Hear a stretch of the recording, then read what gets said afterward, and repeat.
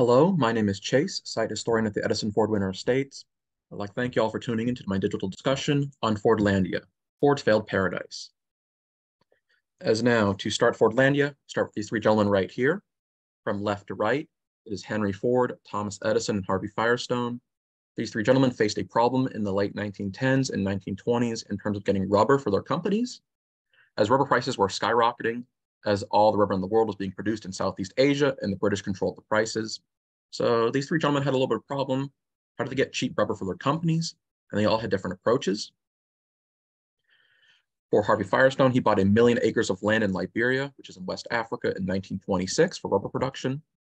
And Thomas Edison, though, had a different approach. He decided to build a lab in Fort Myers in 1928, seeing if he could grow rubber in Fort Myers, which worked to a point.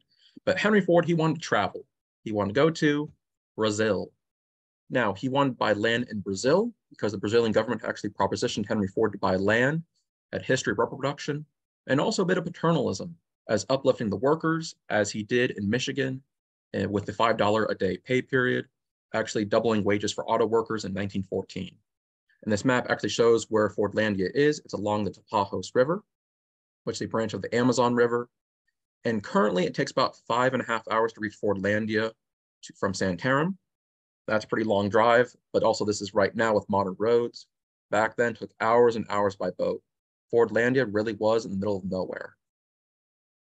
And I want to show an example of Fordlandia's map itself as produced by the Ford Motor Company, actually produced in the late 1930s, and shows a Ford communications map showing where they're actually going.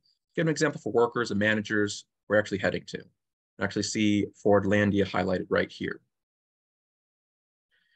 And on the paternalism aspect, here's actually an example of local workers producing rubber, and how they did it before Ford arrived is before the sun rose. They would tap all the rubber trees in their areas to get latex to make rubber. By midday, it's too hot. They go home, spend time with their families and farm. In the evening, collect the latex, bring it home, add sulfur and heat, create rubber, actually with the measuring right there. Problem is, these workers were never paid in terms of money, but in terms of credit or goods, as local middlemen along the river would actually buy the rubber with tools or food and go back up to North Santarem or to other cities and sell it for real money. It does not build generational income. You can't send kids to school paying them in foodstuffs or tools like machetes or shovels. Ford sought to change that, paying them with real money and uplifting the common worker, as you can see right here. Fordlandia in the mid-1930s, actually his payday, gentleman seems pretty happy getting his money. And even though Ford never offered the $5 a day wage as up north, he did offer wages about 25 to 35% larger than local workers. So it was a big boon to go work for Ford. So on September 30th, 1927, Henry Ford bought 2.5 million acres of land in the Amazon rainforest in Brazil for a whopping $125,000. Pretty good deal. Question is, how do you get there? In 1928, he organized an expedition. 2 lake barges were modified to carry supplies and workers down to Fordlandia. This is actually the Lake Farge. They're loading all the supplies they need, from bulldozers, shovels, chandeliers, and medicine. And also they served as home bases in a sense. They had hospitals, chemistry labs, kitchens, and bunks for the workers to stay in just before they built their homes further inland. And here's the Lake Ormac right here, actually dropping off supplies. And the issue is with these boats is how they're originally packed, was all the important stuff was packed up first. So the boats, when they arrive, first thing they can unload are rugs and chandeliers, but no bulldozers, what they need right now. So a little bit of a hiccup, but what are you gonna do? Another issue is real quick. This is actually part of a Ford brochure given to workers showing where Fordlandia is along the Tapajos River. But when the boats arrived in 1928, it was the dry season. The river was too low, so the boats actually couldn't make it up the river itself to reach Fordlandia. It took them 2 months waiting by the mouth of the river for the rainy season to kick off, get enough water, and actually travel down to Fordlandia itself. And now, here's actually, well, one of the crew members right here, gentleman in the middle with the white shirt, is actually the boat captain for one of the lake barges. And to his left, you can see Edsel Ford, Henry Ford's son. On the right, Henry Ford himself. And these gentlemen look pretty sharp. They're pretty smart. Thing is, though, they're not agronomists, entomologists, farmers. They knew how to build cars, but not grow rubber. They're no experts at all, which was a big predicament, but they didn't expect any issues at all until they actually arrived at Fordlandia. Big issue right here is actually pit vipers, a common concern at Fordlandia. And the issue is with these pit vipers is that they would hide in the brush. And as the workers were clearing the jungle, make some room for homes and eventually the plantation, pit vipers would bite them. And as they were hours away by boat, in the middle of nowhere, there was no chance for help. So sadly, a lot of workers passed away due to these pit vipers. Also, another issue right here. These are vampire bats. Looks really cute. Fact is, though, in the middle of the night, they would sneak into your homes and nibble on you to drink your blood. Workers would wake up covered head to toe in blood. Now, the bites, like drinking the blood and blood loss, not so much lethal. Problem is their bites had contained rabies. And if you got rabies, there was no help. And another issue right here are jaguars. Looks pretty cute right here. The jaguars were infamous for not attacking people or like adults. They'd actually go into homes and steal people's babies and children. So young or old, you are not safe at Fordlandia. Another critter lurking along the river are caimans. And this example of crocodiles, caimans, and gators show the difference. In the middle, caimans actually what prowled the rivers of the Tapajos and Amazon River. And the caimans were pretty vicious. They were not scared of people.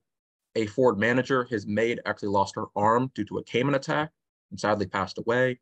So once more, never safe on the property, not even by the water.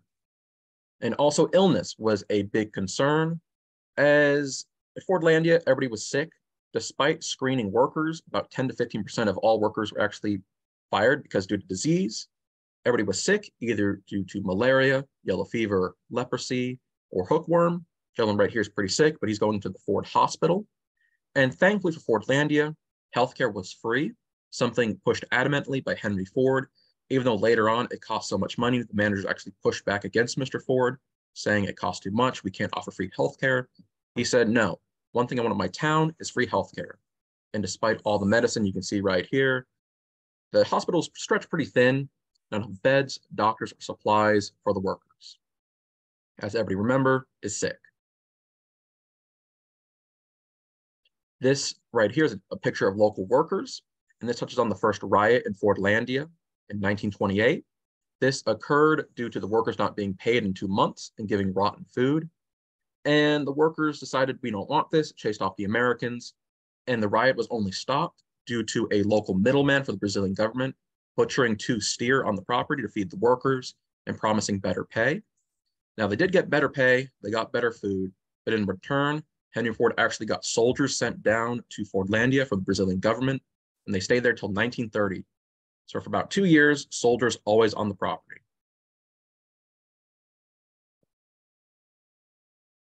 Now, this is an example of native homes, local homes in a sense, before Ford arrived. And this touches on a cultural gap in a sense, as if you worked in the Amazon rainforest, you did not follow the clocks or the watches. You followed the sun, moon, and seasons. As in the beginning, in the morning before the sun's up, you tap the rubber trees to get latex. In the afternoon, you go home, spend time with your family, and farm and fish. In the evening, collect the latex, bring it home, and make rubber. But the Ford workers did not follow that. They followed the 8-hour work shift. And the fact is, all the clocks on the Ford property were set to Michigan Standard Time. Pretty funny. But it did puzzle the local workers, as why would you work to an 8-hour shift if Sundays you actually can't work because it's pouring rain, or it's simply too hot out? As 105-degree heat with 80% humidity, it was very common. So once more a bit befuddled, as Henry Ford, seemingly the smartest man in the world, was making a pretty dumb mistake. And here's an example of a local family with a missionary. And missionaries, they were scattered throughout the jungle, throughout Brazil itself. And they had a lot more success than Henry Ford, as the missionaries didn't push any agendas or issues. They offered food, medicine, shelter, and services if you wanted it. If you didn't want it, that's fine, they leave you alone. But Ford was pretty adamant in his policies. He banned alcohol on the property, prohibition, even despite the fact that Brazil didn't enforce prohibition, it was just on the Ford property. And also, he had a strict diet, he banned a lot of meat. Also, he banned soccer, which seems kind of silly, but it's Ford more so building an American-style home instead of a plantation and irking the natives. And here is one of the clocks on the property in the dining hall. This touches on the second riot in Fordlandia in 1930. It was actually in December, and it occurred because the rioters, the workers before they became rioters, actually were given bad food. As for breakfast, you would get canned peaches and oatmeal. For the evening, you would have rotten fish, unpolished rice, and wheat bread, which didn't taste really good. Also, the fact is, if you didn't want the food, you still had to pay for it. It was automatically taken out of your wages, which gave no workers agency. They're pretty mad about that. Also, the dining hall was built like an oven, had metal roofs, had concrete floors lined with asbestos. It got really hot in there, and workers would wait hours in line trying to get food. So finally, in December of 1930, they're sick of it, decided to riot. They destroyed all the clocks and cars on the property because they were Ford cars, destroyed the dining hall, the kitchen, the generator room, the admin building, and chased off every American on the property. And the Americans fled whatever way they could, either by boat, horse, car, or for two unlucky Americans actually had to hide in the jungle. As the locals found the American stash of alcohol on the property. They got drunk and decided, guess what? We're not going to chase off the Americans. We're going to kill them all. So for a couple days, it was pretty scary. But at the end, the workers sobered up, and a Ford representative came down and said, what are your demands? What do you want? The workers wanted better pay, a choice of where to eat and what to eat, and also better bunkhouses, as Fordlandia was pretty cramped in terms of housing. Ford agreed to all of this, but in exchange, at the end, though, he decided, guess what? All but a couple hundred of you guys are fired. So thousands were fired, let go, and Ford decided, I want to start anew, build a proper Michigan-style home, town here in Fordlandia. And here's an example of Fordlandia in the mid-30s. After the riot of December of 1930, decides I'm going to start fresh, starts clearing the land, building Michigan-style homes. I have to see a Model A right there, and just building anew, starting from scratch in a sense. And here is a larger view of Fordlandia itself. I can see the church on the top right. And why there's like burnt stumps everywhere is how Fordlandia cleared land itself for housing was to simply burn it down. It's pretty easy to set fires, but the fact is it would leave burnt stumps and burnt soil, which wouldn't allow much things to grow, such as rubber trees. The whole point of Fordlandia. So not good in practice. And here is the late 1930s. Fordlandia has settled. They have developed. It looks pretty nice. Homes look neat. Problem is, these homes were not liked by anybody, natives or people from Michigan, Ford workers, as they were built to standard, Michigan standard. They had metal roofs, concrete floors, and a priest said they were hotter than the gates of hell. And also the fact is they actually added screens, which the locals protested, as the Americans thought the screens would keep the bugs out, usually kept the bugs in. So nobody really liked these homes right here, despite how nice they look. And right here is a dance hall / movie theater. And this was installed by Mr. Ford and the Ford Motor Company just to allow some brevity, have some fun, as we are a couple hours away by boat in the middle of nowhere. You can't really relax. So hopefully this would ease everybody's tension, stop a future riot, and allow the Americans to have a little vacation of sorts when they're not working. And here's another example of what to do on the property was hunting. It was promoted by everybody on the property. You could hunt caimans, gators, jaguars, snakes, dolphins, and you see right here, manatees. But hunting was promoted, a way to blow off steam. Also, another thing to do on the property was driving around. They had special roads built. Problem is, Fordlandia didn't really have paved roads. It was too hilly, and during the rainy season, turns into mud and sludge, and the cars get, you see right here, caught in the mud. So they tried, but didn't work out. Now, this is about schools. As there are a lot of children on the property, local workers brought their entire families, and Fordlandia managers had to bring their children, enforced by Mr. Ford, so we could cut down on alcoholism and madness spreading around workers as just being in the middle of nowhere, away from your family. It gets to you. There are about 7 schools at Fordlandia, and despite how nice these kids look, and the fact is they also learn Portuguese and English to bridge a cultural gap in a sense, as a lot of Ford workers did not know Portuguese at all. If you learned Portuguese from the school or from your children, you had a bit of a step up from other workers and serve as a middleman and gain some power in a sense, gain some fame. But these children, it was never safe for them, as a lot of children suffer from malnutrition, not enough medicine, not enough food, and there are twice as many dead children as adults in the cemetery at Fordlandia.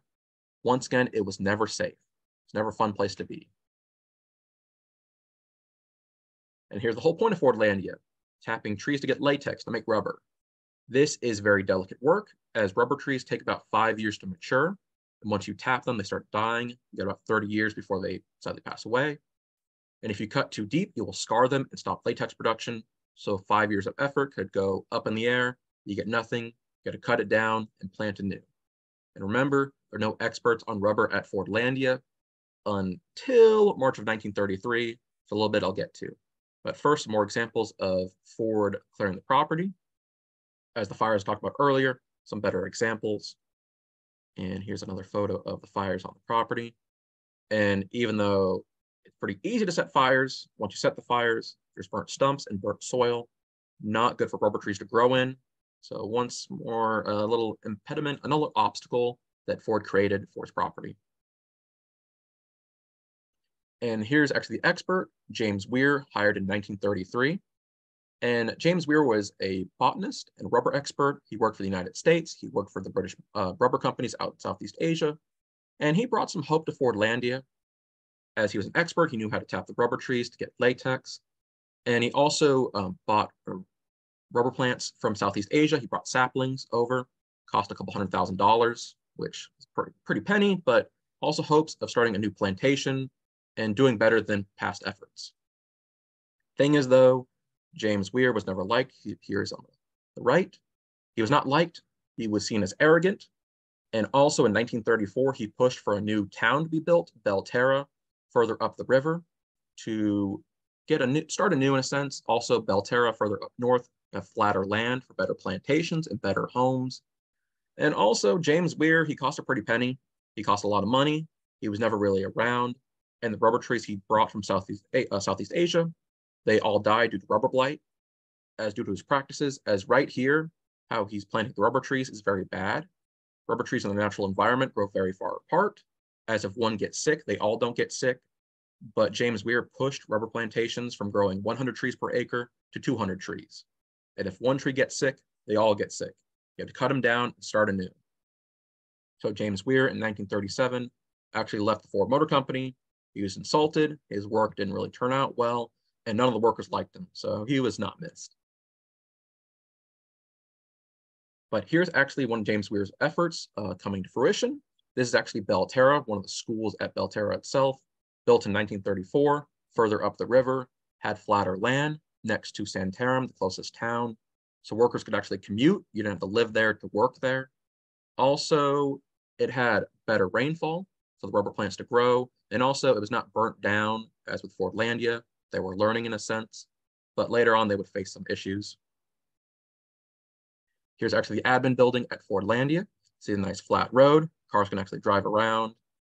And moving on, I'll show you right there. This is the generator station, one of many on the property. Actually, the bottom right is actually a paved road, which was a dream at Fordlandia, but Belterra could seek some success. There's no hills. It's flat roads all across the property. So Ford's dream of a Michigan-style town in the middle of the Amazon rainforest could actually come true. And here's actually one of the plantations at Belterra in the late 1930s. And how it's looking right now, that's very bad. As these rubber trees growing so close, if one gets sick, they all get sick. It can jump from tree to tree. That's the fungus in a sense. And they always never have enough fungicides to kill off the rubber blight. And I can give you an example of what rubber blight actually is.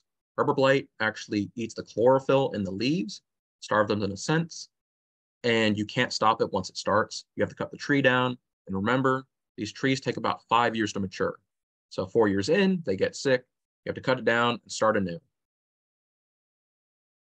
Here's an example of a failure. This is actually at Fordlandia. And all these rubber trees, they're growing so close together. And actually in this photograph, a tree got sick with rubber blight. And James Weir, still working there at the time, said you had to cut them all down. You can't save them. So it was a lot of wasted effort and wasted time. Because remember, these trees take years to grow. And an issue for more so Belterra than Fordlandia were bugs, as grasshoppers, locusts, caterpillars, and mites got to the trees. They would eat the rubber plants. And Belterra, throughout the late 1930s and early 1940s, faced hordes of locusts and caterpillars. One year, the entire population of Belterra, young and old, actually had to go out to the fields with buckets in hand to pick caterpillars off the leaves. They picked about 250,000 caterpillars, made a giant pit in the ground, dumped them in the pit, and set them ablaze with gasoline. And you think, why they pick them manually? What about fungicides or insecticides? Well, they did use insecticides and fungicides, but they always ran out. Never enough money, not enough supplies. Once again, at least for Fordlandia, the middle of nowhere. So sometimes you have to go by hand and pick the bugs off. And this gentleman right here is Henry Ford II. And this is now the end of Fordlandia and Belterra itself. As September 21st, 1945, Henry Ford II took over the Ford Motor Company, losing money, trying to cut costs here and there. And he looks at Belterra and Fordlandia, and they had produced little to no rubber. Back in 1942, Belterra produced about 750 tons of rubber. And it sounds like a lot, but the Ford Motor Company consumed about 25,000 tons yearly. So never enough for the company. It was wasted effort. And November 5th, 1945, he sold Belterra and Fordlandia off, despite being worth about $8 million and investing about $20 million. He sold to the Brazilian government for a whopping $244,200. It was just enough to cover the severance pay for the workers. As in the late 1930s, the workers actually unionized at Fordlandia and Belterra. Ford didn't like it, but by the end, it was failing. And Henry Ford II decided to stop this effort. It's not worth it. The dream is dead. So he would say, as this is actually a photo of Fordlandia today, and people still live there at Fordlandia. As of 2017, about 3,000 people live at Fordlandia. They're mainly cattle farmers. And at Belterra, they're soybean farmers. And despite how rundown it looks, people still live there, still work there, and also have shrines and museums dedicated to Henry Ford and the Ford Motor Company, hoping one day they'll come back and bring some revenue and rejuvenate the town. Thing is, though, Henry Ford actually never went to visit. He never came back. He passed away in 1947. So Ford coming back to Brazil, it's never happening. As now, here is my source list. Give you an example. And also we have more digital discussions, as on April 11th at 10:30, there will be a digital discussion on Clara Ford, the Believer, and they'll be hosted by Holly Schaefer, our program manager at the Edison Ford Winter Estates. And on May 3rd at 10:30, there'll be a presentation on Edison Ford during the First World War, presented by our site historian, Isaac. Now, to see these presentations, simply go to our website, go into the calendar, and you find a link there to sign up. Something to look forward to. As Fordlandia, The Rise and Fall of Henry Ford's Forgotten Jungle City. It's an amazing book, got most of my research from it. It's wonderful, recommend buying it. And all the other sources too, big help right there. Thank you all so much for coming to discussion. Have a wonderful day, and hopefully tune in next week about our digital discussion on Clara Ford, the Believer.